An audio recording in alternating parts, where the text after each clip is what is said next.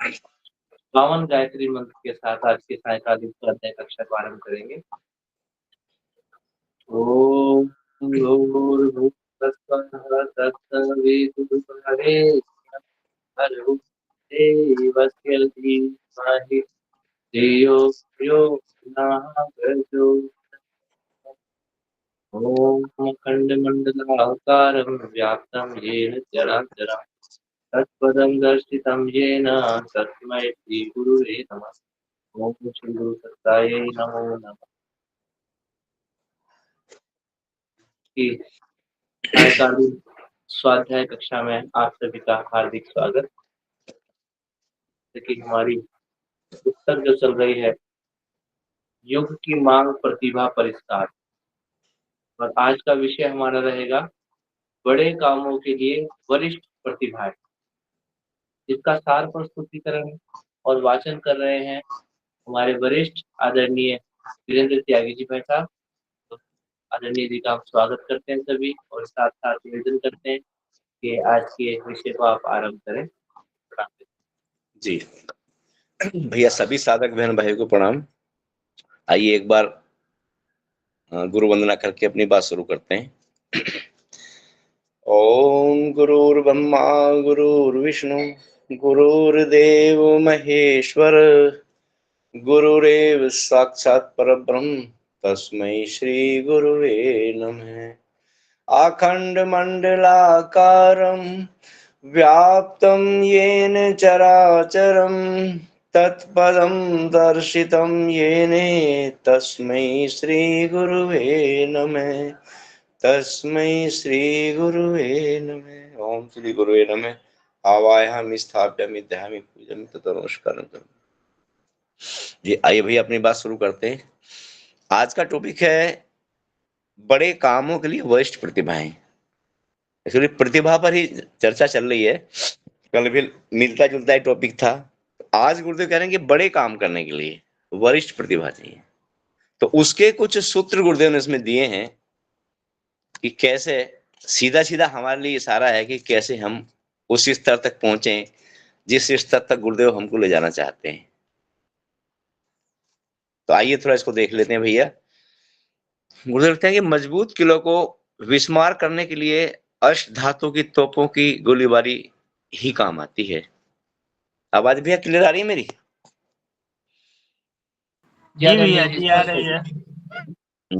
पहाड़ों को समतल बनाने के लिए डायनामाइट की सुरंगों का प्रयोग किया जाता है, करना पड़ता है। रेल के डिब्बे पटरी से उतर जाने पर उन्हें उठाने के लिए बड़ी ताकत वाली क्रेन ही अभिष्ट उद्देश्य पूरा कर सकती हैं। कठिन मोर्चे जीतने के लिए प्रवीण पारंगत दुस्साहसी सेनापति ही विजय वर्ण करते हैं। ऐसे बड़े कामों के लिए छिटपुट साधनों का उपयोग तो निरर्थक ही होता है। यानी गुरुदेव बता रहे हैं कि अगर काम बड़े हैं तो उनको करने के लिए प्रतिभा भी बड़ी ही चाहिए। तलवार का वार सहने के लिए गैंडे की खाल वाली ढाल चाहिए। सहस्रों टन भार लाद ले जाने वाली जलियान जो काम करते हैं वह छोटी डोंगियों से नहीं लिया जा सकता। भयंकर अग्निकांड से निपटने के लिए बड़े आकार वाली फायर ब्रिगेड चाहिए। उबड़ खाबड़ क्षेत्रों को समतल बनाने के लिए बुलडोजरों से कम में काम नहीं चलता। दलदल में फंसे हाथी को उससे भी बड़े आकार वाला गजराज ही खींचकर किनारे पर लगाता है। नए नगरों और बड़े बांधों के नक्शे सूझबूझ वाले वरिष्ठ इंजीनियर ही बनाकर देते हैं। इस चैप्टर में गुरुदेव वही बता रहे हैं कि जितने भी बड़े बड़े काम हैं वो बड़े लेवल से ही संभव है, छोटे लेवल संभव नहीं है। बड़े कामों का दायित्व उठाने और उन्हें करने की जिम्मेदारी असाधारण क्षमता संपन्नों को ही सौंपी जाती है। जितना काम बड़ा होगा उसके उतना ही असाधारण क्षमता वालों को सौंपी जाती है उसकी जिम्मेदारी। यो महत्व तो टट्टुओं और बकरों का भी है। यानी कि गुरुदेव कह रहे हैं छोटे प्रतिभा वाले लोग हैं, महत्व तो उनका भी है, पर उनकी पीठ पर हाथी वाली अंबाई नहीं रखी जा सकती। बड़ी जिम्मेदारी उनको नहीं सौंपी जा सकती। 100 खरगोश मिलकर भी एक चीते से दौड़ में आगे नहीं निकल सकते। तो बड़े कामों के लिए बड़ों की तलाश करनी पड़ती है। इन दिनों अब गुरुदेव टॉपिक पे आ रहे हैं कि इन दिनों बड़ी उथल पुथल होने जा रही है। शताब्दियों से संचित सड़ांध भरे कचरे को हटाया और ठिकाने लगाया जाना है। जो शताब्दियों से संचित सड़ांध भरे कचरे यानी कि जो दुष्प्रवृत्तियां इंसान के अंदर भर गई हैं, उनको हटाने की बात गुरुदेव कर रहे हैं। कटीली झाड़ियां वाले जंगल के स्थान पर सुरम्य उद्यान खड़े करना सहज काम नहीं है। धूल भरे लावे जैसे बनते जलते रेगिस्तान को भी लोगों ने लहलहाती हरियाली सुरम्य बनाया है, पर इसके लिए पैनी सूझबूझ का परिचय देने और विपुल साधन जुटाने की आवश्यकता पड़ती है। समुद्र को छलांगने और संजीवनी बूटी वाला पर्वत उखाड़ कर लाने का चमत्कार हनुमान ही प्रस्तुत कर सके थे। हर वानर ऐसा दुस्साहस कर दिखाने की हिम्मत नहीं कर सकता। असुरता का व्यापक साम्राज्य ध्वस्त करने और उसके स्थान पर सतयुगी रामराज्य का वातावरण बनाने के लिए बड़ों की बड़ी योजना और उपयुक्त साधन जुटाने की क्षमता ही उद्देश्य पूरा कर सकी थी। ऐसी आशा साधारण जन से नहीं की जा सकती। समुद्र सोखने की चुनौती अगस्त ही स्वीकार कर सकते थे, सामान्य व्यक्ति के बस की काम नहीं है।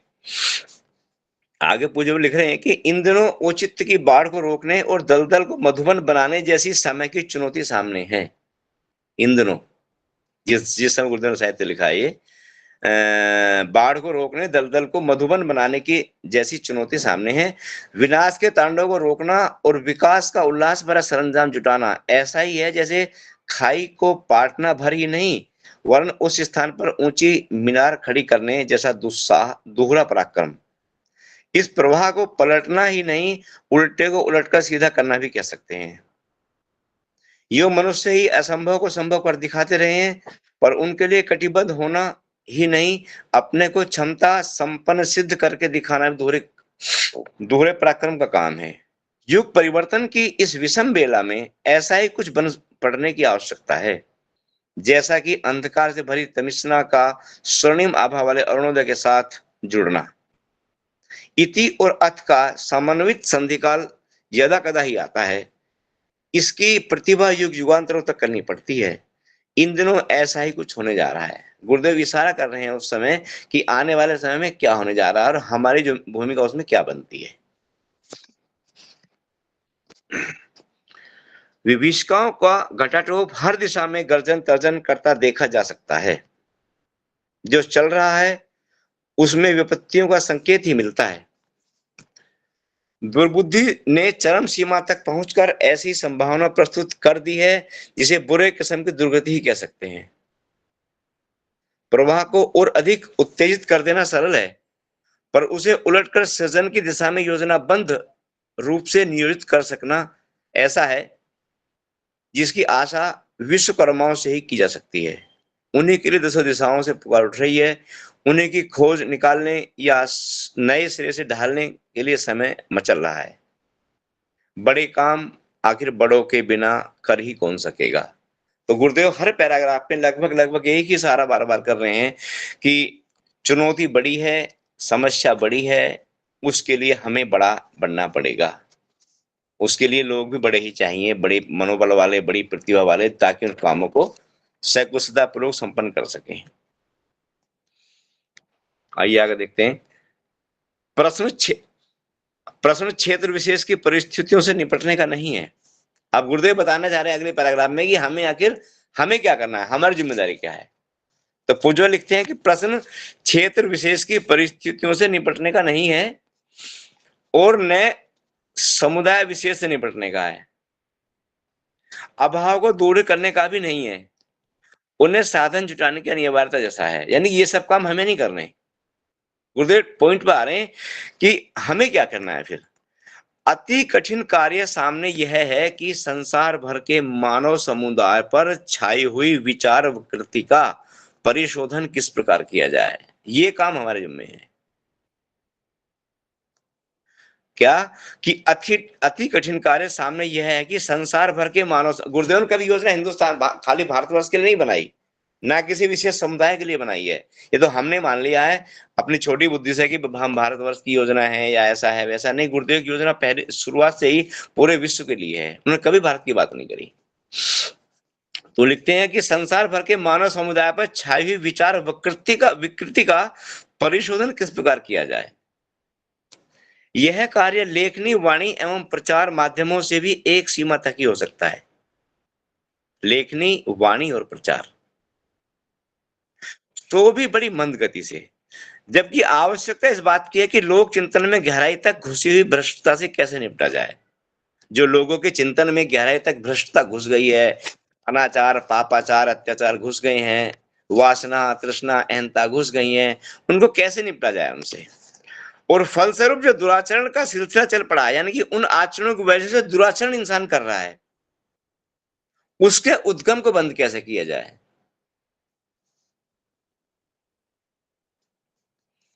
धूर्तता इन दिनों इस कदर बढ़ी हुई है कि वह कानूनी दंड व्यवस्था से लेकर धर्मोपदेश स्तर तक की नीति मर्यादा को भी अंगूठा दिखाती है। गुरुदेव लिख रहे हैं, दुष्टता, दृष्टता, हमारा दुस्साहस इतना बढ़ गया है कि ना तो कानून को कुछ मान रहे हैं और ना ही हम किस धर्मोपदेश को मान रहे हैं, ना भगवान सुन रहे हैं ना कानून की सुन रहे हैं। ये गुरुदेव कहना चाह रहे हैं।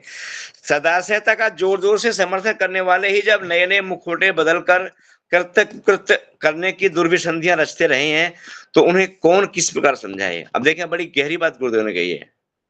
ये धर्म क्षेत्र की ओर मोड़ा है गुरुदेव ने बात को। सदाशयता का जोर जोर से समर्थन करने वाले, यानी कि वो व्यक्ति, वो लोग जो सदाशयता का, परमात्मा का, सदविचारों का जोर जोर से गुणगान करते हैं,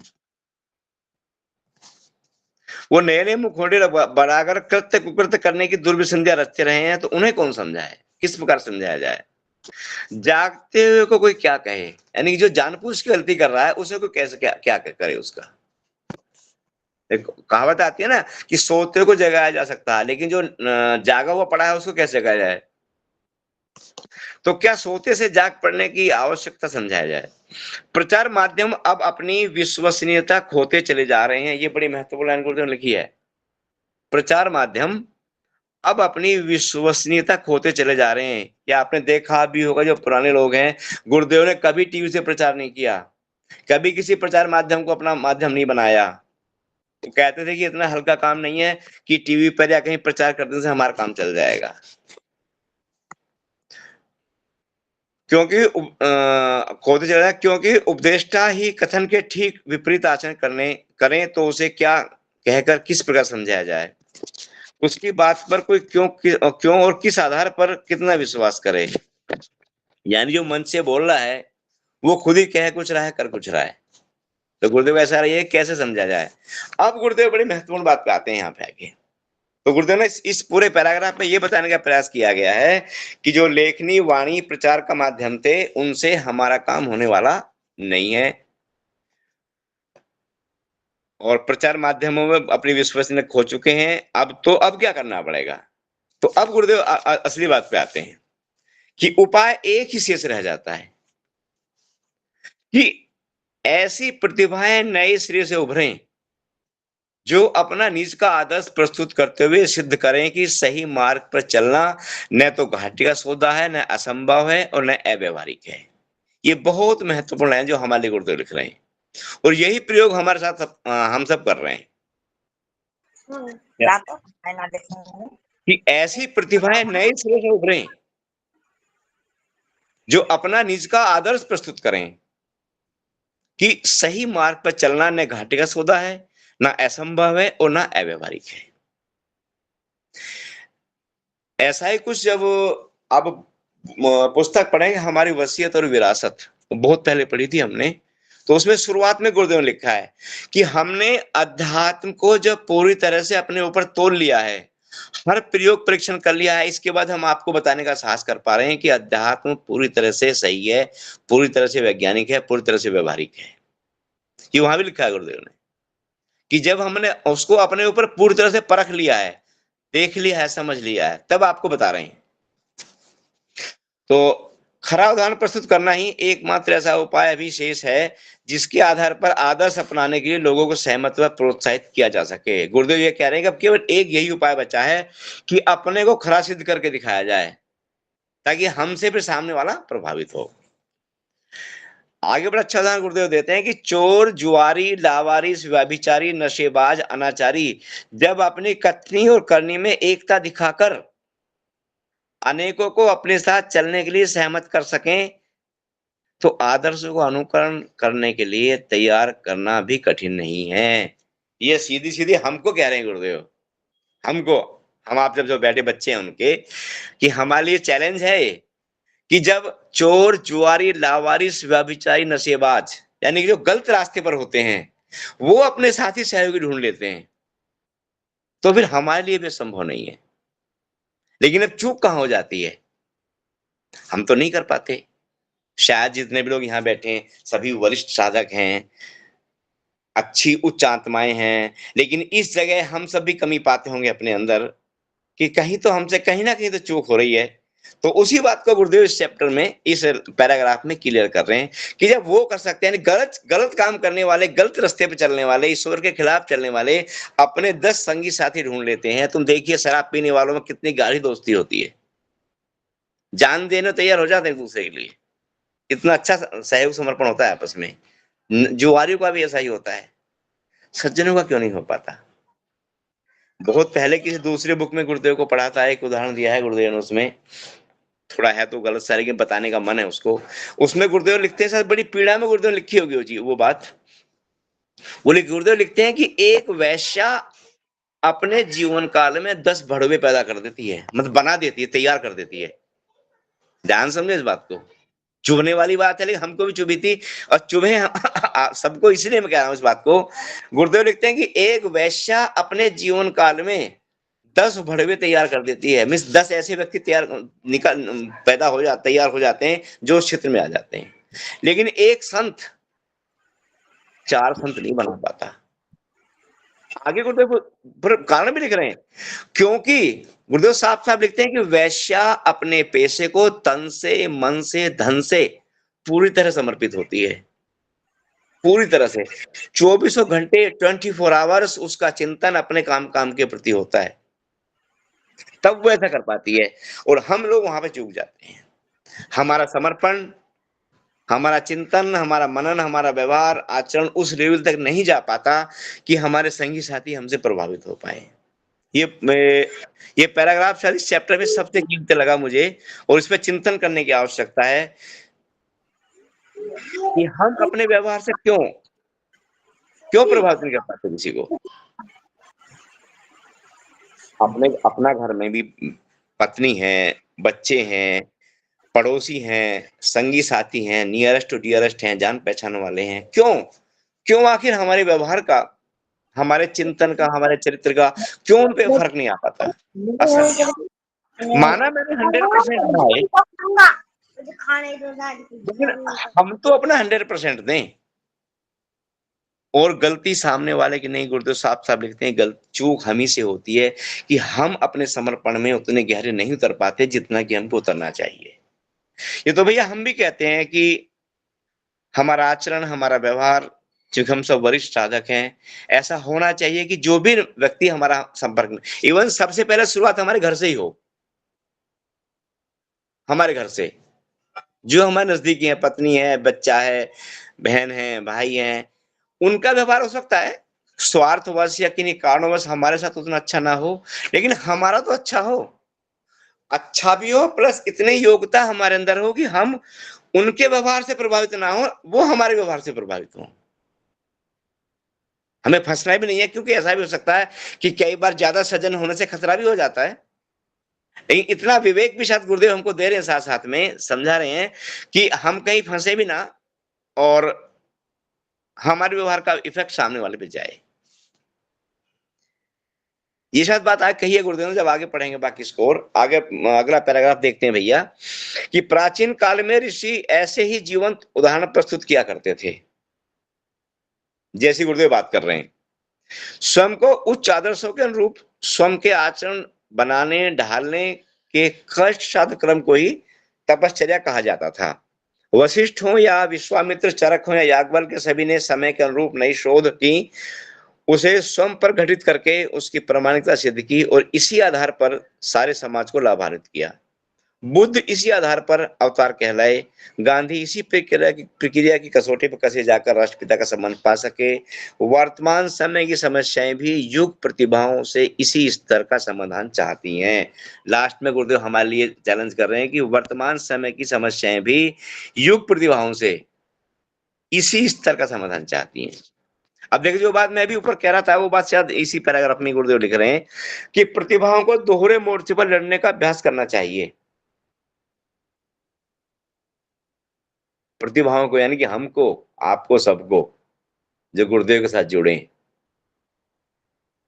जिसमें इस स्तर की प्रतिभा परमात्मा ने दी है कि वो कर सकता है काम। दो मोर्चों पर कह रहे हैं गुरुदेव, एक है दुष्प्रवृत्ति उन्मूलन और दूसरा है सत्प्रवृत्ति संवर्धन, यानी कि बुराई को हटाना और अच्छाई को बढ़ाना। इस प्रयासों का शुभारंभ अपने निज के जीवन क्रम से करके, अब देखिए वही बात जो ऊपर मैं कह रहा था वही बात गुरुदेव लिख रहे हैं कि इन प्रयासों का शुभारंभ अपने निज के जीवन क्रम से करके, यानी कि पहले खुद को तोड़ना होगा, पहले अपना परिष्कार करना होगा, अपनी सारी जो दुष्प्रवृत्तियां हमको निकालना होगा और अपने अंदर वो सब चीज बढ़ानी होगी, गुण में, कर्म में, स्वभाव में उन आचरणों को ढालना होगा कि जो सामने वाले पर प्रभाव डाल सकें। पहले खुद का करें, इसे परिवार में प्रचलित किया जा सकता है, फिर अपने परिवार का, और इसके बाद पड़ोसियों, स्वजन संबंधियों, परिचितों, घनिष्ठों और उन सबको आलोक वितरण से लाभान्वित किया जा सकता है जो अपने प्रभाव परिचय क्षेत्र में आते हैं। तो इतना तो करना भी चाहिए, होना भी चाहिए। गहन चिंतन की आवश्यकता है इस पे। आइए थोड़ा आगे बढ़ते हैं कि अपने स्वभाव में, आप गुरुदेव थोड़ा उस बारे में चर्चा कर रहे हैं कि गड़बड़ कहाँ कहाँ होती है, किस वजह से हम थोड़ा आगे नहीं बढ़ पाते हैं। तो उन कुछ बिंदु पर चर्चा की है गुरुदेव ने कि अपने स्वभाव में अनेक ऐसी आदतें सम्मिलित हो सकती हैं जो अखरती तो नहीं पर लकड़ी में लगे घुन की तरह निरंतर खोखला करने में लगा अनवरत रूप से लगी रहती हैं। इनसे निपटने के लिए मोर्चाबंदी यहीं से आरंभ करनी चाहिए। यानी किसी बताने गुरुदेव कि प्रतिभा हमारी क्यों कुंठित है, क्यों विकसित नहीं हो पा रही है, क्यों उसमें वो पैनी धार नहीं आ पा रही है, किस वजह को कुछ कारणों पर चर्चा कर रहे हैं गुरुदेव। तो उसमें लिखते हैं सबसे बुरी किंतु सर्वाधिक प्रचलित कुटैव एक है, वह है आलस्य। सबसे बुरी किंतु सर्वाधिक प्रचलित लिख रहे हैं गुरुदेव कुटैव, आलस्य। हम भी अगर अपने अंदर झांक कर देखें भैया तो शायद अधिकांश साधकों में ये कमी अब भी पाई जाती होगी। हम में भी है, हम में भी बिल्कुल मना नहीं कर रहे हैं हम। जब रात को सोते वक्त चिंतन करते हैं 2 मिनट परमात्मा का, तो लगता है कि हाँ इतना समय वहां खराब हुआ, इतना समय वहां खराब हुआ, उस समय का वहां नियोजन कर सकते तो उसका वहां कर सकते तो अगर ये पीड़ा भी उठ रही था गुरुदेव कहते हैं बहुत बड़ी बात है। आज अगर पीड़ा है समय बर्बाद करने की तो कल उसको खत्म भी करें तो होनी चाहिए। आलस्य कितनी बड़ी बीमारी है, हमारी अधिकांश प्रतिभा खा जाती है ये, अधिकांश को। एक तो आलस्य के बारे में गुरुदेव कह रहे हैं, दूसरा बता रहे हैं कि चोरी अनेक तरह की है किंतु अपने आप को और अपने सगे संबंधियों को सबसे अधिक हानि पहुंचाने वाली है काम चोरी। ये जो आजकल फैशन हो गया है काम चोरी का, ऐसा सुनने में आता है कि हम एनसीआर में रहते हैं कि अगर काम करने का मतलब है कि हमारा बहुत लो स्टेटस है, काम ना करने का मतलब है कि हमारा स्टेटस बहुत ऊंचा है समाज में। हमने जब से अंग्रेज हमारे भारतवर्ष में आए, सुना था इसके बारे में हमने कि अंग्रेजों से भाव हमारे अंदर आ गया कि काम करने का मतलब है कि हम छोटे आदमी हैं, बड़े आदमी काम नहीं करते, काम कराते आदेश करते हैं वो। गुरुदेव कह रहे हैं सबसे बड़ी काम, सबसे नुकसान पहुंचाने वाले काम चोरी। तो बाकी समाज की छोड़े, अपने ऊपर कम कम इसको लागू करें, हम छोटे छोटे काम करें। अहंकार के विनाश के लिए बहुत अच्छा फार्मूला गुरुदेव ने दिया है। ये छोटे छोटे काम जानबूझ के करिए, अपने घर में भी करिए। इससे क्या होता है, एक तो आपका शरीर काम करेगा, दूसरा जो काम कर रहे हैं वो हम हमारे घर में फ्री में हो रहा है, वरना कोई नौकर का आएगा उसे करने के लिए। तीसरा आपको आत्मिक शांति भी मिलेगी, हमें लगेगा कि हाँ हम गुरुदेव के सिद्धांतों की, उनकी छोटी छोटी बातों का भी अनुसरण करते हैं। आपने देखा होगा पहले शांति कुंज में जो 9 दिन के लिए साधक जाते थे, 1 महीने के लिए साधक जाते थे, उनसे एक दिन वहां पे लैट्रिन साफ कराई जाती थी। तो ऐसी बात नहीं थी उस समय, गुरुदेव सक्षम नहीं थे भंगी रखने के लिए, वो जानबूझ कर अभ्यास कराते थे कि यहाँ अभ्यास करिए, घर भी जा करिए अपने। हमें भी वो दिन याद है, बहुत पुरानी बात है, 95 के आसपास की बात है। हम जब पहले 9 दिन को रहे थे शांति में, फिर 1 मास को रहे थे, हमने भी वहां पे साफ की थी। और उस समय, अब तो क्या तमाम सुरक्षा वाले वहां पे आ गए हैं, सारी व्यवस्थाएं बना दी है शांति कुंज में भी, लेकिन उस समय रात को सुरक्षा भी स्वयं करनी पड़ती थी। 10-11 बजे डंडा लेके घूमते थे, 10-10, 15-15 की टोली, और उसमें लोग रहते थे। तो काम चोरी मतलब है कि घरों में खास तौर से देखिए, आप एनसीआर में देख लीजिए, मतलब अगर आप ध्यान से देखें भैया, तो अधिकांश जगह समस्या है कि हम फिजिकल काम बहुत कम करते हैं। और मैंने कहीं अध्यात्म उसमें पढ़ा था, आयुर्वेद में को बता रहे थे आयुर्वेदाचार्य, कि हमारी बॉडी के अंदर फिजिकल वर्क और मेंटल वर्क का एक रेशो होता है। ये शायद काफी लोगों ने सुनी होगी बात, पढ़ी होगी। एक वैद्य हमको बता रहे थे कि फिजिकल वर्क और मेंटल वर्क की रेशो होती है हमारी बॉडी में, और अगर वो रेशो घटेगी या बढ़ेगी तो हम बीमार होंगे।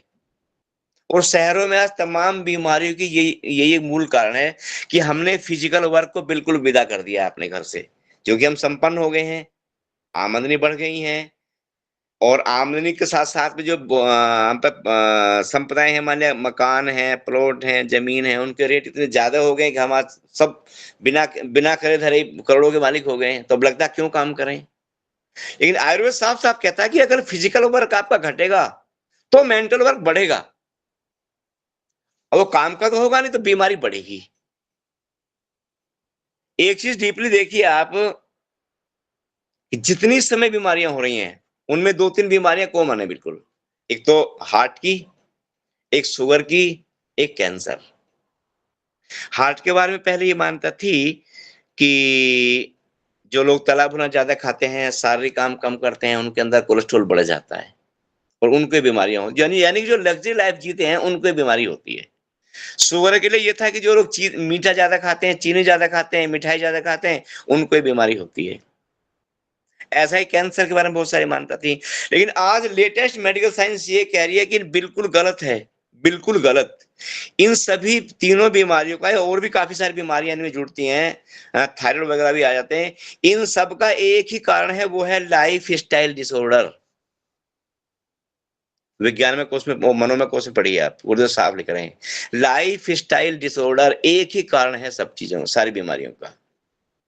आज शहरों में खास तौर से, अब तो गांव में भी हो गया है, मनुष्य का स्वास्थ्य इतना खराब होता चला जा रहा है, जबकि डॉक्टरों की भीड़ है, अस्पतालों की भीड़ है, लेकिन स्वास्थ्य उतना दिन प्रतिदिन डाउन होता चला जा रहा है। रीजन सिर्फ एक निकल के आता है कि लाइफ स्टाइल डिसऑर्डर का सीधा अगर व्यवहारिक स्तर पर देखें तो मतलब ये है कि जीवन जैसा जिया जाना चाहिए वैसा हम नहीं जी रहे हैं, कृत्रिम जीवन बहुत ज्यादा जी रहे हैं।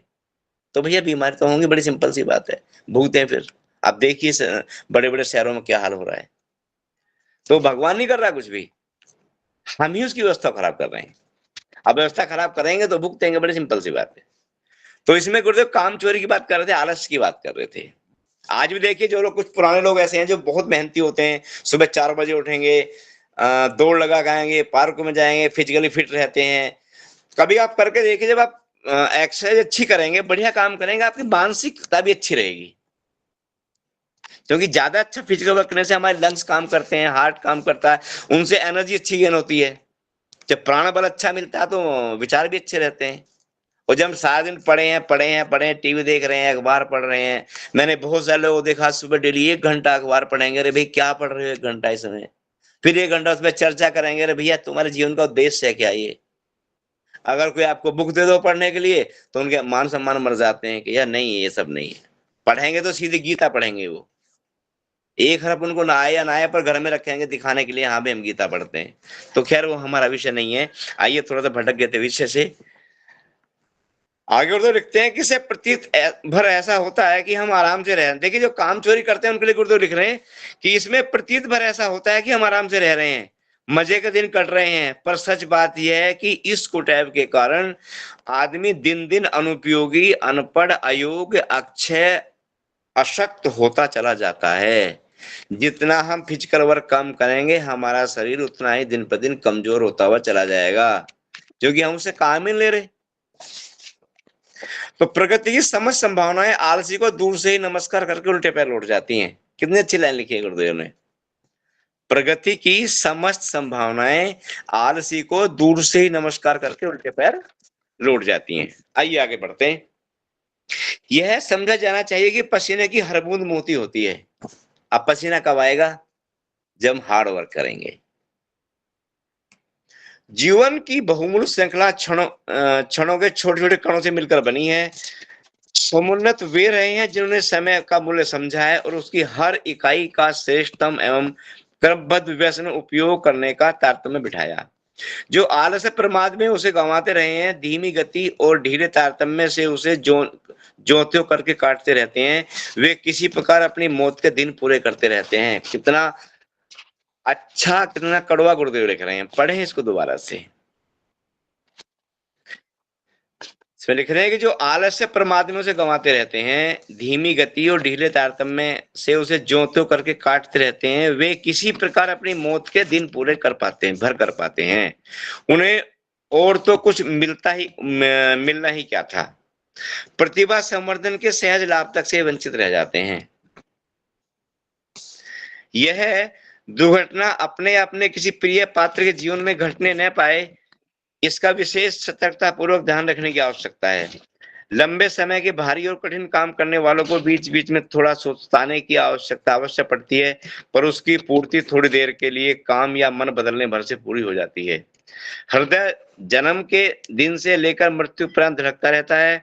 इसी अवधि में वह कुछ क्षणों का विश्राम भी ले लेता है। हमारे भी काम और विश्राम के बीच इसी प्रकार का तालमेल बैठाया जाना चाहिए। यानी कि जब काम करते करते थके तो या तो थोड़ा विश्राम ले लें या फिर काम बदल लें, ये दोनों से ही काम बन जाता है। ये सारा गुरुदेव का है। तो अपने दायित्वों की क्रमबद्ध व्यवस्था बना लेना इस बात का प्रमाण है कि व्यक्ति की दूरदर्शिता, विवेकशीलता और कार्यकुशलता उच्च स्तर की है। कारखानों, दफ्तरों में मैनेजरों की योग्यता पर उनका संचालन और उसका विकास निर्भर करता है। शासन में प्रांतों से संरक्षक गवर्नर माने जाते हैं। अंग्रेज शासन के जमाने में भारत के प्रधान व्यवस्थापक को गवर्नर जनरल कहते थे। यह पद सबसे ऊंचा माना जाता था। सुपरिटेंडेंट शब्द भी प्राय इसी अर्थ का द्योतक है। यानी कि इसमें गुरुदेव ये बताना चाह रहे हैं कि अपना जो दायित्व, जो हमारी जिम्मेदारी है, उसकी क्रमबद्ध व्यवस्था बनानी चाहिए। अब इसमें आगे थोड़ा गुरुदेव बताने का प्रयास करेंगे कि हम अपने जीवन की व्यवस्था बनाएं कैसे और कैसे और सटीक आगे बढ़े, कहाँ हमसे चूक होती है। तो उसमें व्यक्ति की दूरदर्शिता, विवेकशीलता और कार्यकुशलता का उच्च स्तर की है। यानी कि हमारी अगर दूरदर्शिता अच्छी है, विवेकशीलता है, कार्यकुशलता हमारे अंदर इस तरह हमारा काम करने का ऊंचा है, तो फिर हमारे सब काम बड़ी आसानी से हो जाते हैं।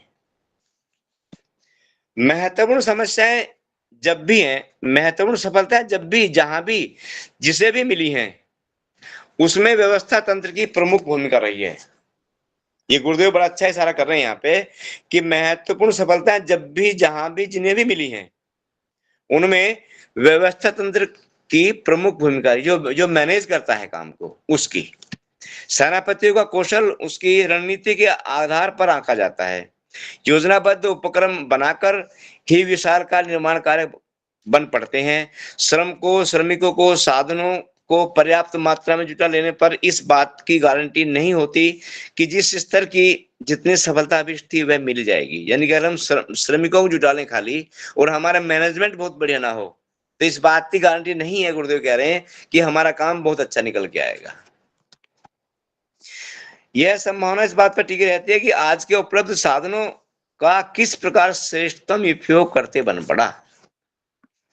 यह इस बात पर निर्भर रहता है कि हाथ के नीचे जो काम है उसके अनुकूल और प्रतिकूल पक्ष की हर हलचल और समस्या को कितनी गंभीरता, यथार्थता से के साथ आंका गया। ये बड़ी महत्वपूर्ण बात गुरुदेव लिखी है यहाँ पे, जो हमें अपने इसका जीवन क्रम में इसका अभ्यास करना चाहिए। क्या कि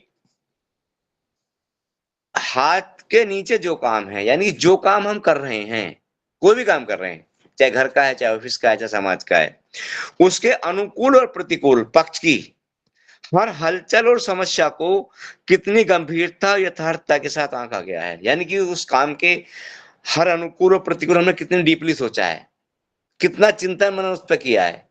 इस सबसे सफलता का बड़ा वास्ता होता है। समय रहते से निपटने का किस प्रकार जुगाड़ बिछाया गया, सफलता ऐसे ही तेजस्वी का वर्णन करती है।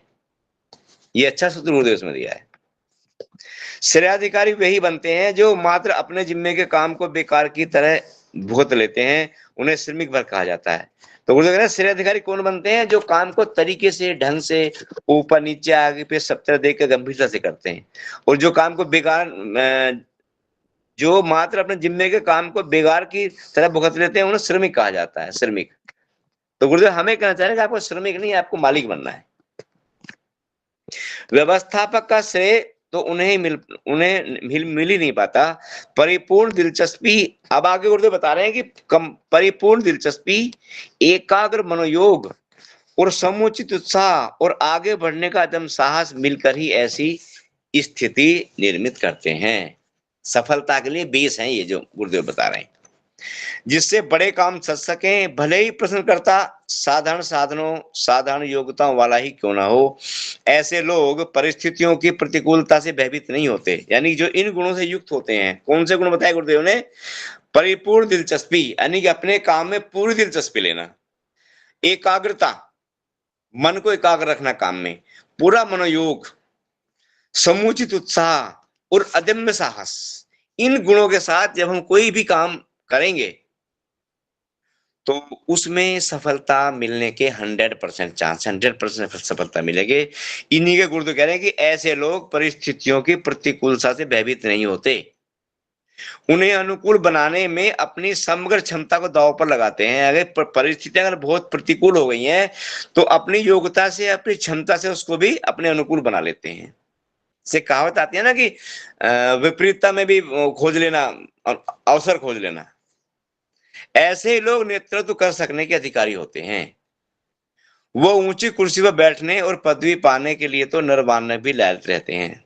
तो गुरुदेव ने ये बताया है कि अगर हम बड़े काम हाथ में लेते हैं, चाहे हमारे पर्सनल हैं, चाहे सामाजिक हैं, चाहे ऑफिस के हैं, तो उनमें सफलता किस भी आप पे हमको मिलेगी। उसका आधार गुरुदेव ने इस पैराग्राफ में बताया है कि ये गुण अगर हम हैं, इन गुणों के साथ हम अपने काम को निपटाते हैं तो हमें 100% सक्सेस मिलेगा। आइए थोड़ा आगे बढ़ते हैं कि निजी जीवन में प्रतिभा परिष्कार का शुभारंभ आलस्य प्रमाद से निपटने को वरीयता देकर करना चाहिए। देखिए फिर गुरुदेव बड़े महत्वपूर्ण बात लिख रहे हैं यहाँ पे। आलस्य और प्रमाद दो बड़े महत्वपूर्ण वो हैं जो हमारे जीवन का बहुत कुछ खा जाते हैं, और मैं तो बड़ा स्पष्ट कह पाऊंगा कि वास्तव फैक्ट है बिल्कुल कि हम में से भी, हम जो वरिष्ठ, हम में भी कुछ ना कुछ इसमें कमियां रहती हैं। आलस्य और प्रमाद, आलस्य शरीर का होता है और प्रमाद मन का होता है। छोटे काम सहायकों से कराते हुए बड़े कठिन और वजनदार कामों का दायित्व अपने कंधों पर ओढ़ना चाहिए। हल्के काम तलाश करने और किसी प्रकार मौज मजे में समय काटने की आदत मनुष्य को आजीवन अनगढ़ बनाए रहती है। बड़ी महत्वपूर्ण, बहुत प्रैक्टिकल बात लिखी है गुरुदेव ने यहाँ पे कि हल्के काम तलाश करना, इसे अपना बोलते हैं, इसे वो और चीज कही जाती है हमारे समाज में, कंफर्ट जोन में रहना। अधिकांश जो यूथ है हमारा, या कोई भी हम भी क्यों ना है, अगर कंफर्ट जोन में रहेंगे, ये कंफर्ट जोन की बात गुरुदेव कर रहे हैं, तो हम सक्सेस, बड़ा सक्सेस नहीं गेन कर पाएंगे। बड़ा सक्सेस गेन करने के लिए हमें कूदना ही पड़ेगा बाहर। तो वही बात गुरुदेव कह रहे हैं कि हल्के काम तलाश करने, किसी प्रकार मौज मजे में समय काटने की आदत मनुष्य को आजीवन अनगढ़ बनाए रखती है, आजीवन। यूं अपने हिस्से के काम के साथ साथ समूचे संबद्ध क्षेत्र के हर पक्ष से उतार चढ़ाव पर ध्यान रखते हैं और संबद्ध व्यक्तियों को उसमें सुधार के आवश्यक परामर्श प्रस्ताव के रूप में नम्रता पूर्वक देते रहते हैं। वस्तुतः उन्हीं को सूत्र संचालक समझा जाता है। इसकी अपेक्षा गुरुदेव हमसे कर रहे हैं, कंफर्ट जोन में रहने की नहीं। ऐसे लोग अहंकारी और आग्रही नहीं होते, आदेश भी नहीं देते, अपने प्रस्ताव इस प्रकार प्रस्तुत करते हैं जिसमें अपने अहंकार की विशेषज्ञ होने की गंध नहीं आती हो और दूसरे पर आक्षेप या दोषारोपण भी न लगता हो। सत परामर्श की ही नहीं, तिरस्कार पूर्वक आदेश की ही अवहेलना होती है, कारण कि इसमें दूसरों के स्वाभिमान को चोट जो लगती है। यानी गुरुदेव इसमें शायद एक सूत्र दे रहे हैं कि हम बड़े काम किस तरह से करें। आइए थोड़ा आगे बढ़ते हैं क्योंकि टाइम भी शायद बढ़ रहा है गति से। कोल्हू का बैल भी अपने नियत काम में लगा रहता है। विशेषता उसकी है जो संबद्ध परिकर के हर पक्ष पर ध्यान रखता है। फिर बड़ी कीमती बात गुरुदेव ने लिखी है कि कोल्हू का बैल का उदाहरण दिया है गुरुदेव ने। कोल्हू का बैल भी अपने काम में लगा रहता है, लेकिन विशेषता किसकी है? उसकी है जो संबद्ध परिकर के हर पक्ष का ध्यान रखता है, जो अपने सराउंडिंग चारों तरफ भी देखता है, भी दुनिया में हो क्या रहा है, संसार में क्या चल रहा है, संभावनाओं की कल्पना करता है और शतरंज की गोटियों की तरह सतर्कता पूर्वक बाजी जीतने वाली चाल चलता रहता है। व्यवस्थापक ऐसे ही लोग बन पाते हैं। यानी व्यवस्थापक बनने के लिए हमें कोल्हू के बैल की तरह नहीं, संबद्ध परिकर पर भी ध्यान देना पड़ता है, चारों तरफ भी देखना पड़ता है। और वे न केवल अपने काम की वरन समूचे संबद्ध का सुनियोजन कर सकने की क्षमता सिद्ध करते हैं। अगले दिनों अधिक ऊंची श्रेणी का दायित्व सौंपे जाने का श्रेय उपलब्ध करते हैं। व्यवहारिक क्षेत्र का धर्मात्मा ऐसे ही लोगों को कहना चाहिए। क्या नाम दिया गुरुदेव ने इनको? व्यवहारिक क्षेत्र के धर्मात्मा, यानी कि जो आसपास की व्यवस्था देखते रहते हैं। अहिंसा, सत्य, ब्रह्मचर्य और दार्शनिक नैतिक सद्गुण तो प्रथम कक्षा में उत्तीर्ण होने के उपरांत ही सफलता पूर्वक संचित किए जा सकते हैं। आरंभ तो निजी जीवन में उत्साह भरी व्यस्तता अपनाने से होता है। परिवार क्षेत्र में प्रतिभाशालियों द्वारा व्यवस्था संबंधी प्रगति प्रयोग करना सरल पड़ता है। परिवार के सदस्यों से निरंतर संपर्क रहता है, उनके साथ आत्मीयता भरा बंधन भी रहता है। इसलिए अनुशासन पालने के लिए उन्हें अनुरोध एवं आग्रह के आधार पर अधिक अच्छी तरह सुनियोजित किया जा सकता है। इस ई अभ्यास को जब नव व्यवसाय या समाज क्षेत्र में प्रयुक्त किया जाता है तो उन्हें बड़े क्षेत्र में बड़ी सफलता का श्रेय भी अधिक मिलता है और व्यक्तित्व में प्रतिभा परिवर्तन का लाभ भी अनवरत रूप से मिलता रहता है। इस पूरे चैप्टर में गुरुदेव ने ये बताया था कि अगर हमें बड़ी प्रतिभा हासिल करनी है तो हमारे अंदर क्या क्या क्वालिटी, क्या क्या क्षमताएं, क्या क्या योग्यताएं होनी चाहिए, सीधा से उन पर फोकस किया है। तो राहुल भैया, जो मेरे समझ में आया, मैंने समझा टाइम भी शायद हो गया है, तो सभी को प्रणाम, सभी को नमस्कार, बहुत बहुत धन्यवाद आपका।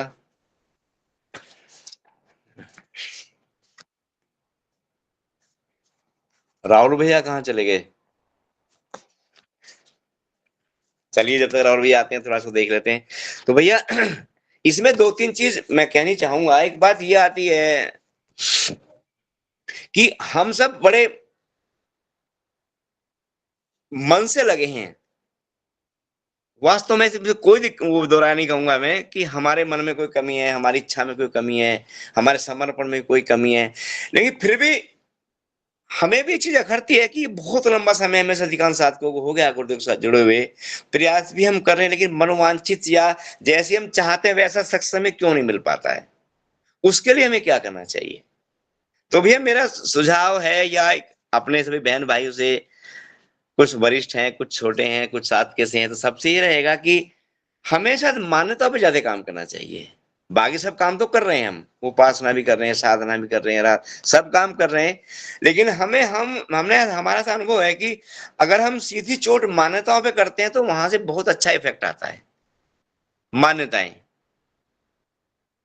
जैसे अगर एक विशेष मान्यता है कि हम अपने आप को शरीर मानते हैं, जबकि गुरुदेव बार बार कह रहे हैं शरीर नहीं, हम आत्मा है, चेतना है। अब इसमें एक चीज ये आती है कि हम सब बहुत पहले से पढ़ते आ रहे हैं, चीज को सुनते भी आ रहे हैं, लेकिन एक चीज ये है इसमें अनुभव करने की, जिसमें शायद सभी मेरी बात से सहमत होंगे। हम में से अधिकांश लोग ये मानते हैं कि हाँ वास्तव में चेतना है, लेकिन कितने परसेंट मानते हैं ये देखने की बात है। परमात्मा को भी सब लोग मानते हैं, हाँ भगवान है, लेकिन कितने परसेंट मानते हैं ये अनुभव करने की बात है। जो लोग चोरी चकारी करते हैं, उल्टे सीधे काम करते हैं, वो भगवान को मानते हैं। हम भी मानते हैं भगवान को। अंतर गुण में हमें क्या है कि हम भगवान को ज्यादा परसेंटेज में मानते हैं, वो कम में मानते हैं। ऐसे ही एक बहुत गहरी मान्यता है कि हम शरीर नहीं आत्मा है। गुरुदेव ने बार बार लिखा है। इसलिए पहली बुक जो गुरुदेव ने लिखी है सबसे पहले 1950 के आसपास, वो यही लिखी है मैं कौन हूं या मैं क्या हूं। गुरुदेव हमको पहली बुक में वहीं ले जाने का प्रयास कर रहे हैं कि तुम आखिर अपनी रियल आइडेंटिटी ढूंढो, आखिर तुम हो क्या। जब तक हम यहां से भटके रहेंगे सही दिशा हमको नहीं मिल सकती। हम आपको शरीर माने बैठे हैं, मन माने बैठे हैं, तो हम इस मान्यता को नित्य डेली डेली डेली प्रगाढ़ करें कि हम शरीर नहीं, हम आत्मा है। एक दूसरा, इसको भी एक मान्यता ये बना सकते हैं कि जो आत्मा है, भौतिक पदार्थ नहीं है, वो शुद्ध चैतन्य है। एक दूसरा हमने पढ़ा था, गुरुदेव लिखते हैं कि सुख की अनुभूति, ये बड़ी महत्वपूर्ण लाइन लगी हमें गुरुदेव की। सुख की अनुभूति, सफलता या प्रसन्नता का आधार हम क्या मानते हैं? सामान्य व्यक्ति मानता है भौतिक संसाधन, पैसा, धन, संपदा। गुरुदेव कहते हैं नहीं, इन सब का वास्तविक आधार है परिष्कृत चिंतन, हमारा परिष्कृत अंतरात्मा। अगर हमारी अंतरात्मा, हमारी चेतना परिष्कृत नहीं है तो चाहे जितना हमारे पास धन होगा, हमारी समस्या खड़ी करेगा। हम भैया बहुत पैसे वालों के संपर्क में खूब मिलते जुलते हैं, सबसे खूब देखते हैं, खूब धन के भंडार भरे पड़े हैं, लेकिन सुख नाम को नहीं है भाई साहब। एक गरीब झोपड़ी में सुखी मिल जाएगा। इसलिए गुरुदेव ने लिखा है कि सुखानुभूति, सफलता और प्रसन्नता का आधार भौतिक संपदा नहीं है, परिष्कृत चिंतन है, परिष्कृत चिंतन। तो इसको हमें ध्यान में रखना, हमें ज्यादा प्रयास अपने चिंतन पे करना चाहिए। धन होना बुरी बात नहीं है, लेकिन अगर चिंतन परिष्कृत नहीं है तो धन हमारे लिए समस्या ही खड़ी करेगा 100%। इसलिए हमें धन कमाए ना कमाए हमारा पर्सनल, आपका पर्सनल विषय है, लेकिन चिंतन को परिष्कृत करने पर बहुत ज्यादा ध्यान देना चाहिए, बहुत ज्यादा, जो असली सुखों का आधार यहीं से निकल के आता है। एक और गुरुदेव लिखते हैं कि पाशविक प्रवृत्तियों, जो पशुओं वाली प्रवृत्तियां, उनके कुसंस्कारों से हटकर हमें दैवीय संस्कार तरफ बढ़ना चाहिए। जो पाशविक प्रवृत्तियां हैं, जिसमें ये जो पशुओं में पाई जाती हैं, भय, भोग, निद्रा, मैथुन, इनके कुसंस्कारों से हटके हमें जो दैवीय संस्कृति हमारी, जो दैवीय प्रवृत्तियां हैं, उनको अपने जीवन का आधार बनाना चाहिए। इन्हें अगर हम जीवन का आधार बनाएंगे तो दिन पे दिन हमारे जीवन में बदलाव आता चला जाएगा। इनको लिखें, इनको नोट करें, डेली चिंतन करें, मनन करें इन पे। एक बात और गुरुदेव लिखते हैं उसमें कि हमें मछली की तरह उल्टी दिशा में चलना चाहिए। जैसे समाज तो हमेशा चलता है प्रकृति की तरफ, को हमें भगवान की तरफ चलना चाहिए, परमात्मा की तरफ बढ़ना चाहिए। तो ये कुछ ऐसी मान्यताएं जो भैया मुझे अच्छी लगी, मैंने आप सबके साथ शेयर की। शायद राहुल भैया भी आगे होंगे, तो थोड़ा सा अपनी क्लास को भैया देखें।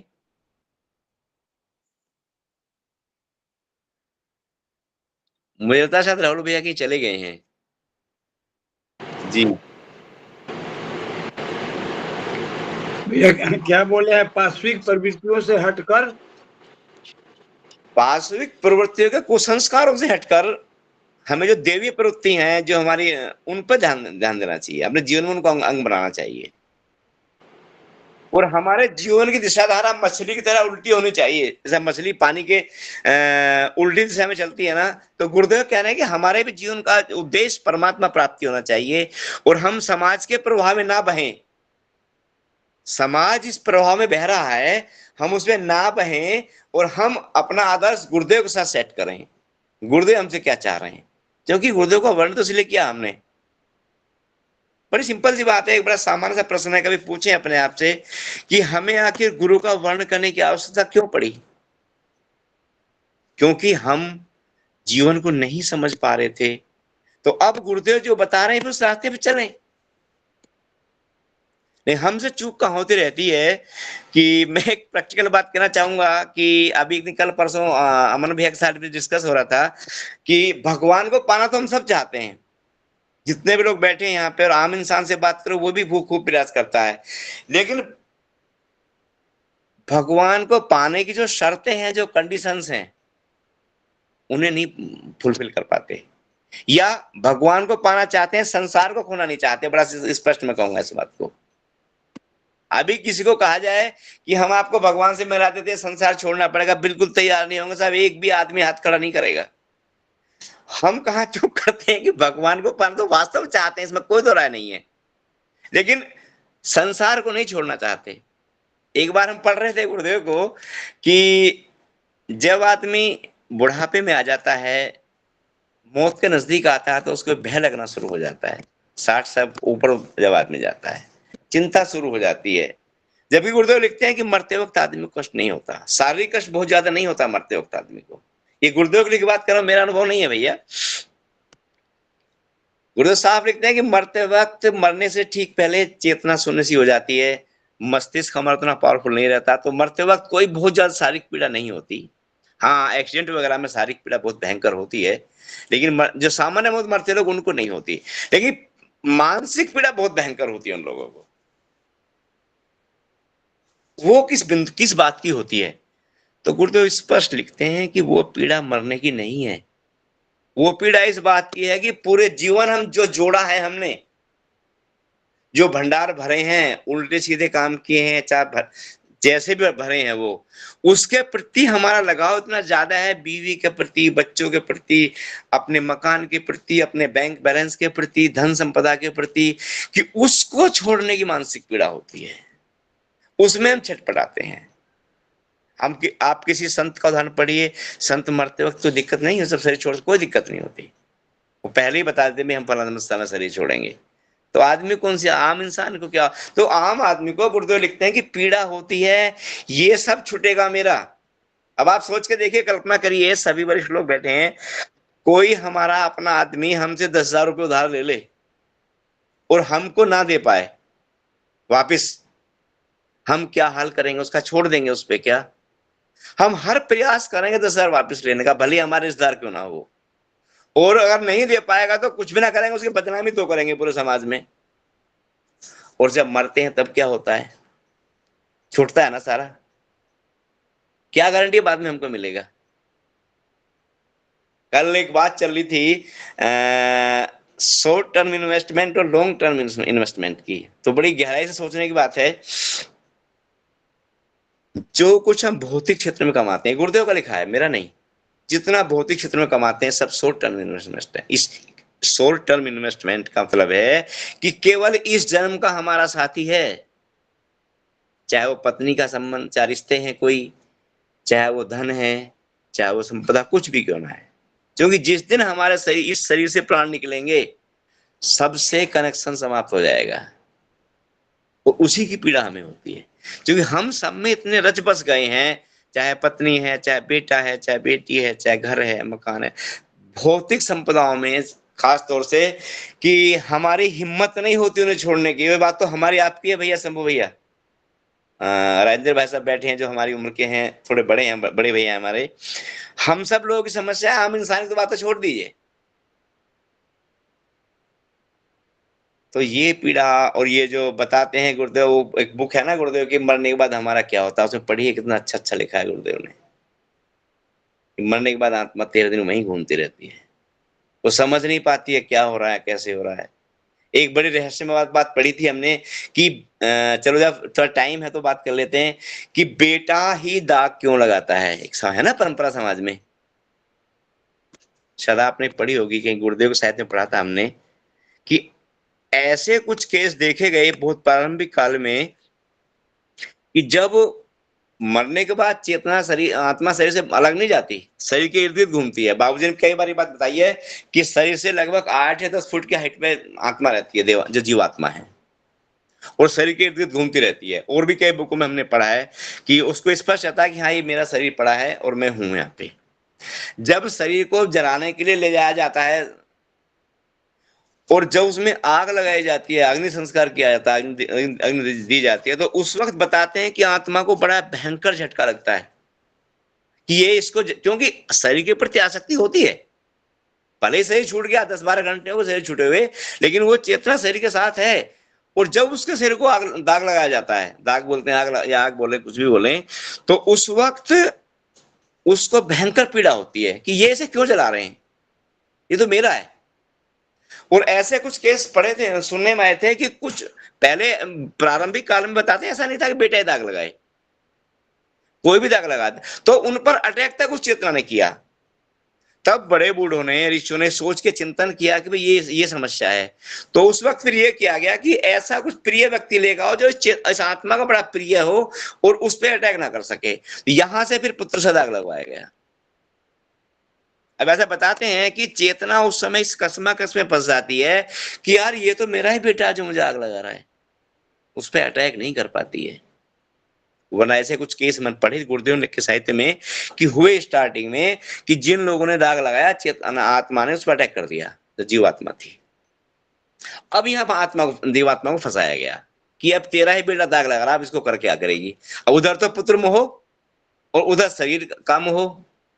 यहाँ फिर बताते हैं कि यहाँ चेतना आत्मा को बहुत कष्ट होता है, बहुत भयंकर कष्ट होता है, लेकिन अपने कुछ हाथ में नहीं होता, ना उसकी कोई सुन रहा है, ना उसको कोई समझ रहा है, ना देख रहा है।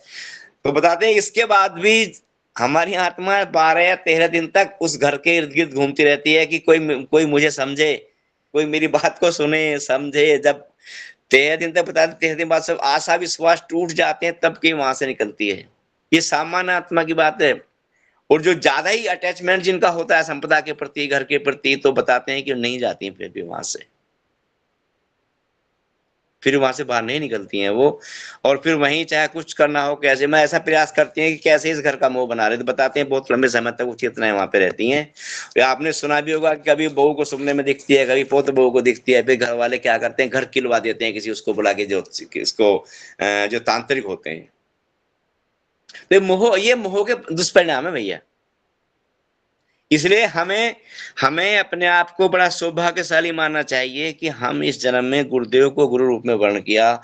उन्होंने हमें इतना ज्ञान दिया, इतना ज्ञान हमको मिला कि हम कम से कम इन सब से तो आगे निकल जाएं। जितनी बातों पे चर्चा करें शायद इन समस्याओं में हम लोग नहीं फंसेंगे। परमात्मा प्राप्ति हो या ना हो तो बात का विषय है, लेकिन हाँ इतना है कि आम इंसान के लेवल से हम बहुत ऊंचे उठ जाएंगे, बहुत ऊपर उठ जाएंगे। तो हमें गहराई से, लगन से, तत्परता से भैया अपनी साधना करते रहना चाहिए। और जितना ज्यादा से ज्यादा हो सके हम स्वाध्याय करें, चिंतन मनन करें। जी जी भैया। बोले कि ये तो सही बात आपने कहा कि हम लोग बहुत सौभाग्यशाली हैं।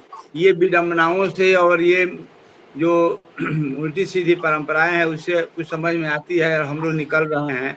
क्योंकि मैं अपने पेरेंट्स के बारे में बता रहा हूँ कि मेरे माता और पिता का जब देहांत हुआ उसमें कैसे कैसे कर्मकांड क्या होना होता, तो हम बहुत छट कर समाज से अलग अपना कार्यक्रम और सब विधि विधान अपना जो हमारा वैदिक तंत्र है, जो गुरु जी का मार्गदर्शन है उसके अनुरूप किए। इसके लिए समाज में थोड़ा हमको संघर्ष करना पड़ा, लेकिन हम वहाँ के जो आचार्य थे उनसे हमने पेश किया तो वो मान गए लास्ट में कि नहीं आप सही हैं।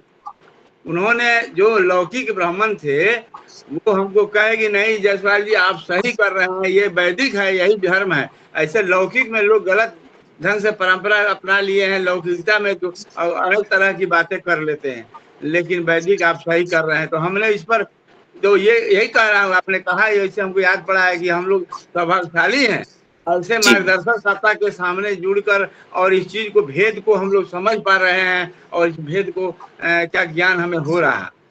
जी जी जी बिल्कुल बिल्कुल। जीवन में भी सांसारिकता से भी दूरी बनाने का जो प्रयत्न होना चाहिए अंदर ही अंदर हो रही है। जी भैया जी। तो जितना नहीं हो पाया इस जन्म में अगले जन्म में हो, लेकिन रास्ते तो पकड़े हैं हम लोग। तो निश्चित रूप से गुरु का मिल रहा है मार्गदर्शन हम लोगों को, और फायदा तो अनेक निश्चित रूप से दिखाई दे रहा है भैया। है डेफिनेट है भैया, डेफिनेट हम कितने भाग्यशाली इसका भी अंदाजा नहीं है। जी जी जी धन्यवाद। जी भैया थैंक यू। राजेंद्र गोयल जी भाई साहब का हैंड रेस था। जी भैया। जी भैया प्रणाम। प्रणाम भैया। भैया को बहुत अच्छा लगा जो है भैया का वाचन और सार।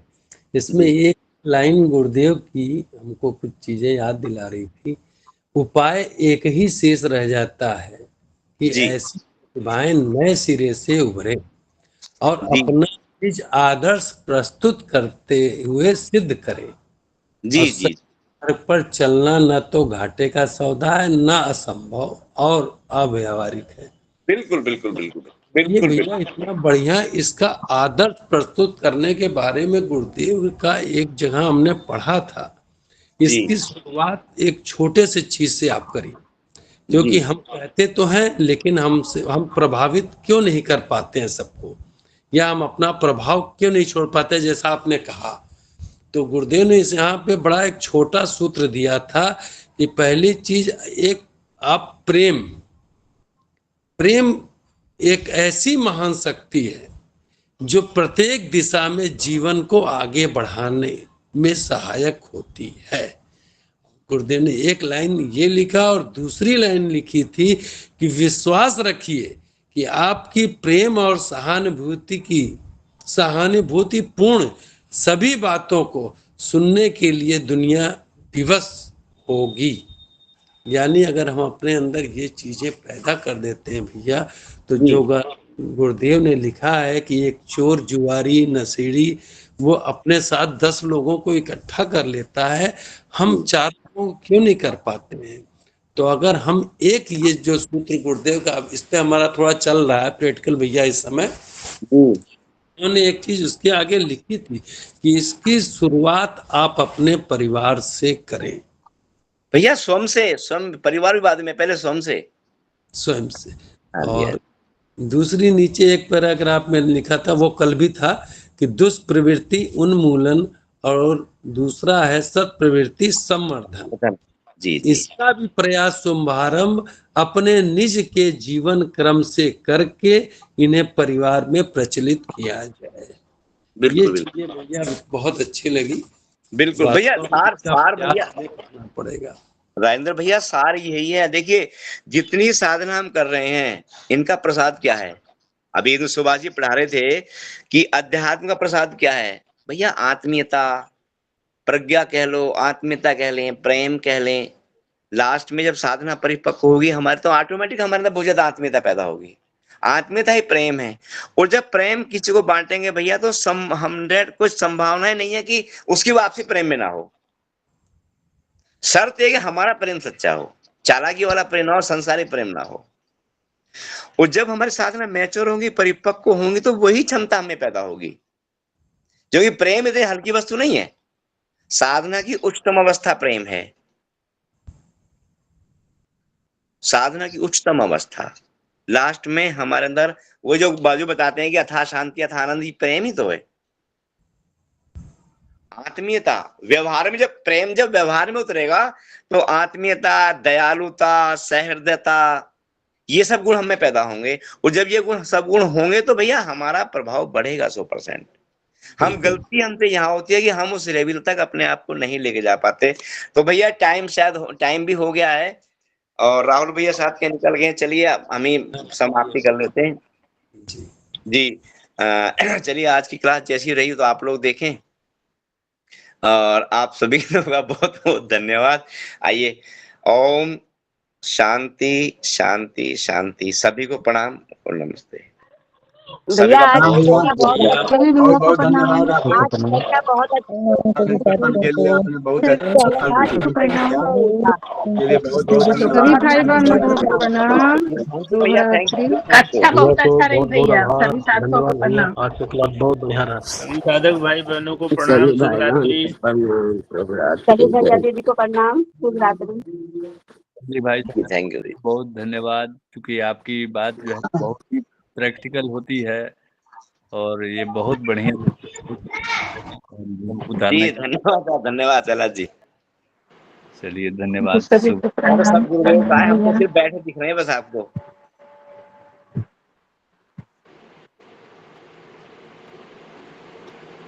सभी साधक धन भाई को प्रणाम।